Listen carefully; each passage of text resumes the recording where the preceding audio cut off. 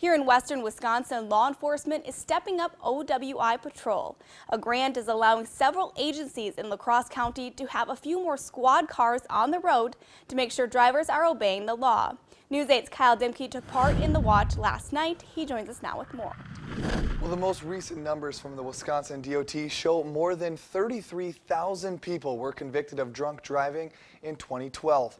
The Badger State has also been labeled as having the highest rate of drunk driving in the U.S., which is why the Sheriff's Department says grants that allow the Crosse County Traffic Safety Task Force to increase patrol are so important in keeping our roads safe. 136 traffic stop. Deputy Anderson with the Sheriff's Department. Deputy Joseph Anderson has been with the La Crosse County Sheriff for about 3.5 years. On Saturday, he's out a few hours before his normal shift starts as part of an OWI enforcement grant. We're looking for traffic violations, equipment violations, any reason for not conducting a traffic stop. And then once we make contact with the driver, we're looking for any signs of impairment. The reason I stopped you is you have a driver's side headlight out. Yep. And a passenger tail light out. Anderson says the goal is not to pull over as many people as possible.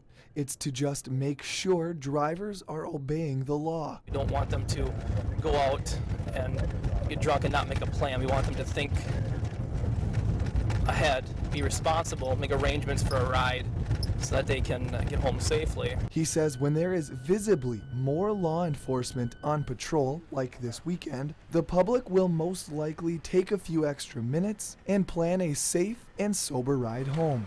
Deputy Anderson with the Sheriff's Department. Reason I stopped you is you went through the intersection on a red light. In 2012, more than 200 people were killed in alcohol-related accidents in Wisconsin.